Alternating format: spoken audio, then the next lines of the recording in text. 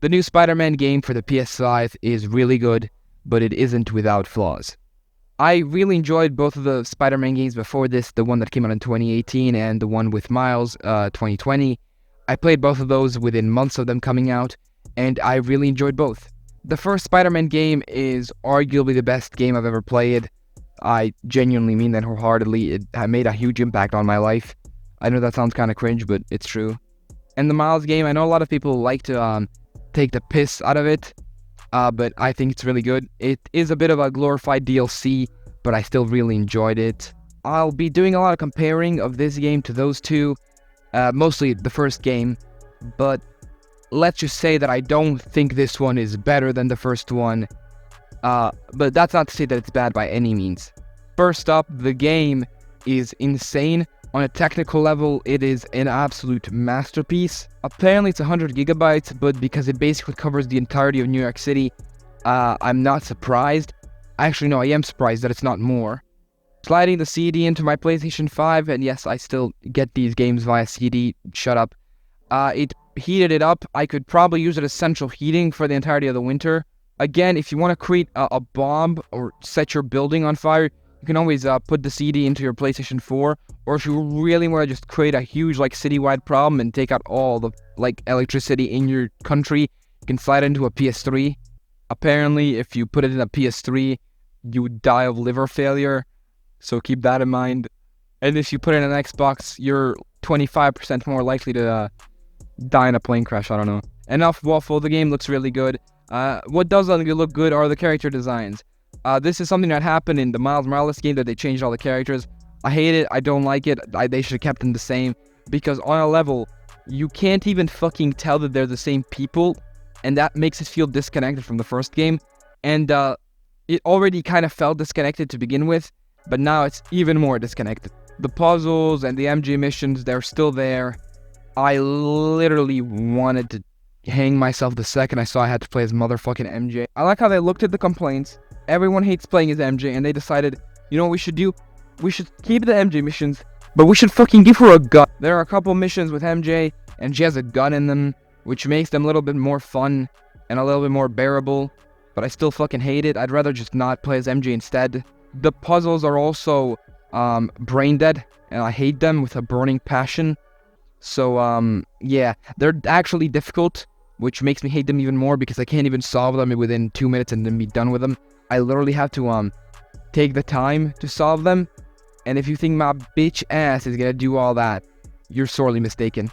One thing that is just as good as it was in the first game is I don't know what the fuck. The web swinging and the fighting is still amazing. They have different styles, Peter and Miles. You know, Peter fights in a more mature sense. He swings with a little bit more caution, stuff like that, while Miles swings with the exaggerated swagger of a forget I said anything. They swing really cool is what I'm trying to say here. There are a lot of boss fights in this one, way more than there are in the first game. There are a lot of more chases in this, which I really also appreciated. And the boss fights are actually really fucking difficult. I was playing on the already set difficulty, and I was struggling a little too much, and that made me reflect a little bit on my life. This is all I fucking do every single day of my waking existence. I play video games, and I'm not even fucking good at it. It's being like Dylan Dennis, fighting all your life and still losing to a YouTuber. I like the character design on the villains. I think that's really good. Generally, the story is fine. I can't say too much because, spoilers in that, but I like it. It's cool. You should definitely watch the playthroughs. I'm going to say one thing that I don't like, and this is probably the biggest pet peeve I have with the game. This isn't even a pet peeve. This is genuinely something that made me really upset. One of the things that actually made me angry. Why the fuck did they remove half the fucking gadgets? The impact web was so cool. The trip mine web was awesome. And the fucking web bomb was the coolest shit ever. It looked like I was just coming on everyone. And they replaced these cool-ass gadgets with some difficult-to-use bullshit. And instead of making it, how do I say it, more Spider-Man-like, because I remember some people complaining it's too technical, it's too, tech-ish for Spider-Man. Those people are gonna have a fucking heart attack during this game. This is, Spider-Man, but if Spider-Man wasn't Spider-Man and instead was Iron Man with a Spider-Man suit, catch all that? He is very much advanced technologically. He literally fucking flies. If you've seen the trailer, he has web wings. You know how in the Homecoming he glides and shit. And that's what I thought they'd be for. In this one, he just straight up fucking flies. He doesn't glide, bro flies. I wasn't happy with that. That was kind of annoying because it doesn't feel like a Spider-Man game. It feels like a fucking... It feels like an Iron Man game. Also, I really am not happy with certain developments with Peter that happen during the game. At one point, he gets certain powers, and I'm okay with it. But eventually, he gets certain powers, and I'm not okay with how he got them, nor the fact that they stay with you throughout the game. I feel like they shouldn't be permanent, but for some reason they are, and that's really upsetting. I'm okay with Miles having that electric power and shit because that differentiates him from Peter, because in the comics and in generally throughout history, he's always been the lesser Spider-Man, which I don't like, so that kind of gives him something to do. However, now that Spider-Man, I guess Peter has it, he doesn't feel special, and I also don't like that he has it. The controls, the heads-up display is unfamiliar, but I think you get used to it. I don't mind it. I think the attacks are cool. I think the combat is really fun, but I just don't think it needed all this extra Final Fantasy level stuff to go alongside with it. I just burped. Do we retake that? Oh, fuck, no one's gonna watch this anyway. And when I say Final Fantasy, I mean Final Fantasy. The fucking final boss battle, I'm not gonna say with who, or when, or how, but it is straight up out of Final Fantasy game. The motherfucker has wings. He's like a dragon. It's crazy, dog. Complete wild shit. For me, it's too much. I know I sound like a bitter old-ass man who probably loves Tobey Maguire and just hates Tom Holland with a burning passion.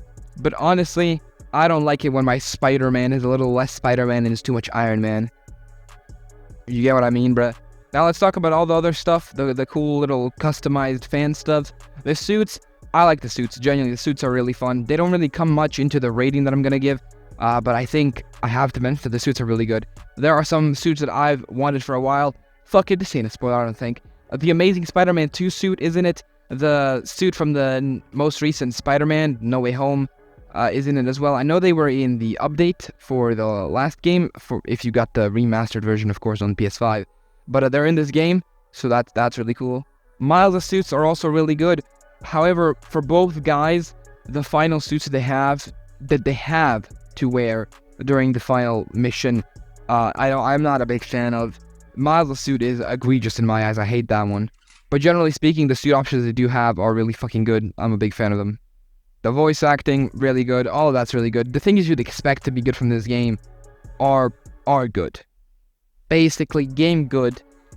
If I'm gonna give it a rating, I don't think it's good as the first game. And I have played the first game about 100 gazillion times over and over. I think I spent more time playing the first Spider-Man game than I have spent with my own family. I'm just gonna give a rating for this game. If I'm being honest, and maybe I've been a little bit too lenient, maybe I've been a bit too strict on certain things, maybe I've been harsh in some people's eyes, but honestly, I'm gonna give, and I think this is a fair rating, an 8 for Spider-Man 2.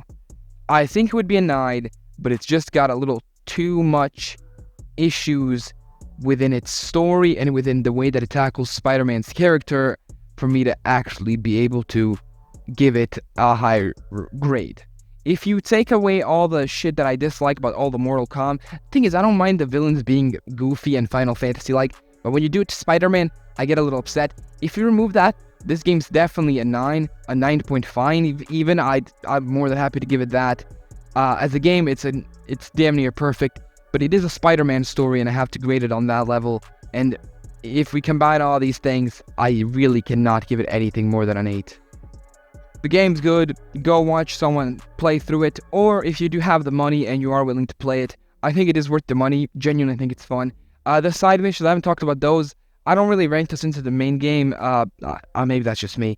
I'm really harsh when it comes to rating both games and movies and all that, which is why the Five Nights at Freddy's movie should be very much scared. I'm seeing it tomorrow. Basically, what was I saying again? The side shit, the quests and stuff, they're really fun. There's a lot of good stuff. The fighting ones are especially fun. They're surprisingly difficult. Or maybe I'm just inept. That also could be it. The game's good though. I know I've been a little critical of it, but the game is really good. I'm just critical of stuff that I review. You should know this already.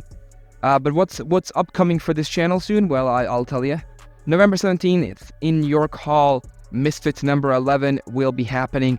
The full cut is set to be released soon. I've got my trustworthy sources. I don't know when exactly, but it should be sometime soon.